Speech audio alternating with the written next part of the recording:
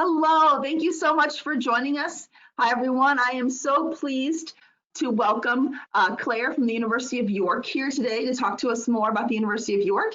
I first want to thank everybody for joining our virtual Education Abroad Fair. I know it's a completely different platform this year, but we're so happy that you're exploring your education abroad options. Again, I want to thank Claire from the University of York for being here today. She sent a lovely video about the university that might answer all your questions. That's wonderfully informative, and that's posted on our website. But while Claire is also here with us, I want to ask her a few questions about studying at the University of York and about York in general. Before I do that, though, just a couple of things. I want to remind students, North Central College students, when you're ready, when you're thinking about studying abroad, the first thing I want you to do is plan ahead. It's really important to plan, both from an academic standpoint, a financial standpoint. Make sure you're planning to study abroad. So the earlier you talk to a study abroad advisor, talk to your academic advisor, the better. And in order to make an appointment with a study abroad advisor, a virtual appointment or a socially distanced in-person appointment, you can go to our website for the virtual study abroad fair, and you'll see a link to our Education Abroad Advisors Calendly so that you can go ahead right there and schedule your study abroad advising appointment. Finally, if you want to study abroad for the fall 2021 semester, please remember that applications are due by midnight on November 10th. So if you want to study abroad for fall 2021, applications are due by November 10th. All right, without further ado, Claire, thank you so much for being here today. And thank you for your wonderful presentation, your wonderful video that you sent. We really appreciate that. Just a couple of questions I have that I think most students have is, can you talk a little bit about the academic differences between studying in the UK and studying in the US that you sort of have come to understand over the years? What our students can expect in terms of homework and grading and academic expectations? Okay, the US system is really different to the UK.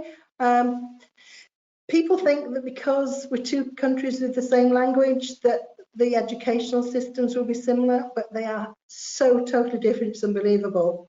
At York and in most UK universities, we do a lot more self-directed learning, so there are a lot less actual face-to-face class hours, but you're expected to do a lot of work on your own, and this is particularly true in the humanities. For something like English, you will have a lot of reading. You will be expected to read the whole book and to be able to use parts of that book to reference in your essays. Another thing which is quite different is actually our academic system and our referencing system for the different, for writing essays. At the University of York, we do have about 4 or 5 different referencing systems. There's information about them all here, but against a US university, you can find that very, very difficult. But don't worry about it. There's plenty of help on campus to get you through these things. We also tend to have exams or assessment just at the end of each term. We don't have termlies and we don't have weeklies, so you do have to keep on top of your education and your learning by yourself, and you do have an academic supervisor who will help you out with these things. If you have any problems at all, just go and speak to them, but you do have to do an awful lot on your own. It's really, really confidence building, because you find that you can do such a lot more than you thought you did.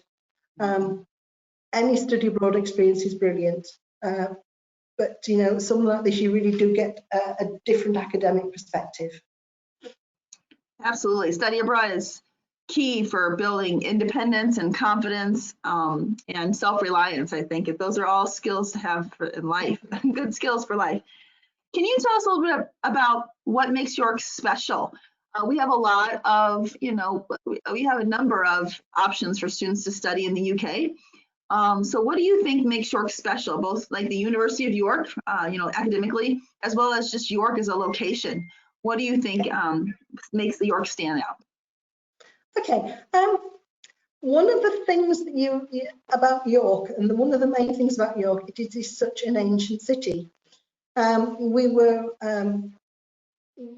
from Roman times. Our city was founded in AD 73. And there's been a city of some sort all the way along. So we've got architecture and history from so many different ages through the UK history. So it's really, really interesting that way.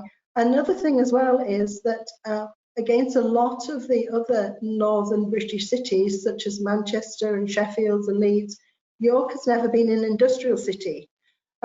So again, we are so different from a lot of the other northern cities in that way. Though I'm saying about York being an ancient city and an old city, it's also now is thoroughly modern and has a really exciting vibe. It's one of the most visited cities, or it was before we had COVID, one of the most visited cities in the UK. We have around about 7 or 8 million visitors from all over the world who come here every year. People thoroughly enjoy coming here. We're still a walled city. We have medieval walls, and you can walk all the way around the walls. We've got a really large Gothic cathedral, which is the largest Gothic cathedral in Europe. And apart from that, we're situated in an absolutely beautiful part of northern England. But we also have absolutely fantastic rail links, not just to the rest of the UK, but also to Europe. From York Central Station, you can actually be in Paris in 6 hours going by train. And by air, it's even quicker if you go to Leeds Airport. So we are, a beautiful city, which is really well transport links. The university is fairly modern. We're a lot younger than North Central College, about 100 years younger than North Central College, but quite big.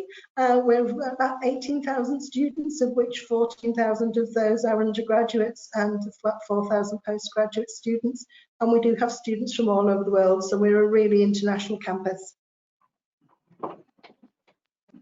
Yeah, that's awesome. Having been to York myself, I just loved it. I remember walking on the walls around the city. You can do that. You can walk around the walls, visiting cathedral, wonderful cafes, lots of good food choices, and a really easy to navigate the city itself, and easy to also navigate if you wanted to do some traveling. So I myself thought it was wonderful. It's wonderful. Kind of leads me to my next question, a little bit about finances and being able to study abroad in England on a budget. And I always tell students that one key to that is to explore where you're at, right? I think it's easy to travel every weekend to different countries and different places, and that's fine. And a student's budget is going to be a lot determined by how much you travel, how much you shop, how much you go out, all those kinds of things. But there's so much to see, right where you are, and you'll never get the opportunity to be a student in that environment again. So one way, obviously, to manage budget is to explore where you're at. But do you feel like if you have to be very conscious of your finances, that you're able to have a good study abroad experience at the University of York? Oh, definitely. We have had students here who have, had very little finance available to them. And they've had a fantastic time. We have some very well-priced accommodation on campus. You can have a catered package, or you can have a self-catered package where you cook for yourself. And so if you do that, it's really possible, as provided you learn to cook, that you can you can eat fairly cheaply. We have some really good supermarkets, and also there's a good food market, stall market in the centre, which is really pretty to go around anyway. So you can get a lot of fruit and vegetables and things there. So it can be really, really cheap to eat. Obviously, if you eat out every single meal, then that's going to be a lot more expensive. But eating on a budget, actually doing your own packed lunch, and cooking for yourself, you can make a little bit of money go a very long way. And as Kimberly was saying, just travelling around the country. One thing I will say, if you are on a budget, it's much better for you to come to a university somewhere like York, rather than want to go and live in the middle of London. If you get to maybe York or another city which is out of the main areas, as it were, it's an awful lot cheaper to live. You also live on campus, and you can walk into the city from where we are. It's about half an hour walk, or there's a fairly cheap fast bus service. If you end up living in sort of London or one of the big cities, you'll find that your accommodation is also maybe quite a long way away from where your classes are, and you rack up the money then just in bus fares. So that's another consideration to think of. And as Kimberly says, you can see just a lot around the UK. We've got good cheap bus services. You can get a rail card, so you can get to most places in the UK. You can even just nip across the sea to Ireland as well. That's fairly easy to do as well.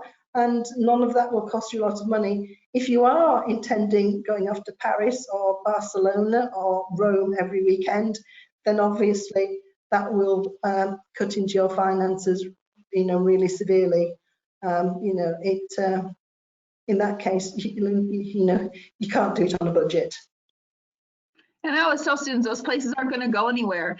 You're going to get to be getting to be a student on campus at a university abroad is a unique experience, and really I want students to dive into that as deep as they can and sort of really get the most out of their surroundings. So I guess that leads into my last question, which is outside of the classroom, what are ways for students to get involved, stay involved, make friends, and feel connected to the campus community and the surroundings? What can students do outside to feel connected? Yeah, okay. Well, at York, there are two ways of doing that.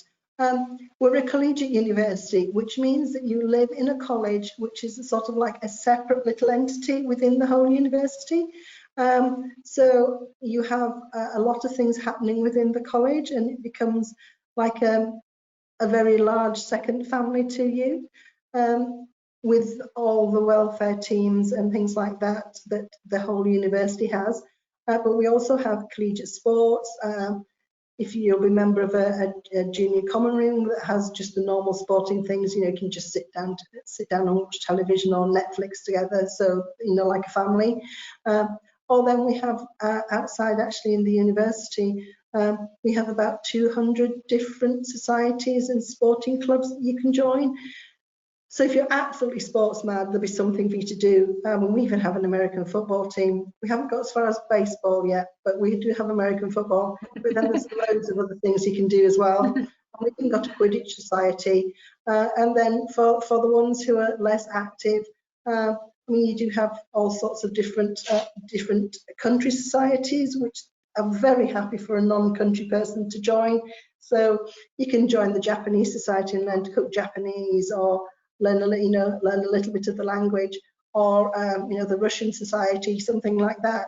That's one way of doing it. And then just all the other things that we have, like the drama society, pantomime society, various acting things. There's a newspaper, radio, campus television, all sorts of different things you do. You will find something to do no matter what your interests are. But one of the other things that I always say is that they have your interests already and the things that you really like to do. But when you do study abroad, when you come to York or go anywhere else at all, try something totally different. Even if you're not sure what you want to do, have a look at all the societies, get a pin and stick it in the page, and just do something really, really different. And they find out about those societies during like orientation week, or during a week is that when they get information about that and how to join? Yeah. During the first week of term, whether you come in the fall or the spring, we have a welcome week. And in that time, you can find out about all the different societies, our students' union, which is USU. they have, they're in charge of most of the societies, and they have an office on campus, so you can go in there and find out about what's everything going, or they're on the, their web page, or even just come and ask us, and we'll happily point you in the right direction. Awesome. Thank you so much. I even know there was, like, I think one for just like being outdoors, like walking and Yeah. exploring and things like that. So just like There is. It's quite, we laugh about that because they take all the students off on a coach to go somewhere. They stop somewhere.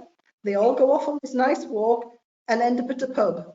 And then they're picked up at the pub. So they can have a meal and a drink, and then they can get back on the bus again. A bus to take a walk, to go to the pub, to get on a bus to come back. Yep. I like it. But there's so many beautiful sights, and there's so much good walking around there and exploring. Yep. And trekking, that it's just it's a beautiful spot. So, well, I want to thank you, Claire. I don't know if there's anything you feel like it's important to add for our students.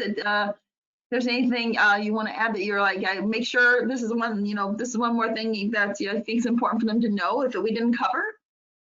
I don't think so. I mean, obviously they, and maybe even their parents, will have lots and lots of different questions. The thing to do is they either contact yourselves there, who have so much information about the York program, or or just contact us directly. We're always happy to speak to anyone. So Awesome. Thank you very much for inviting me. Thank you. And the Center for Global Education at North Central College is located in the Abe House, which is right next to the campus store. We do have in-person service hours every day this fall semester from 10 a.m. to 4 p.m. And there are staff members on campus every day.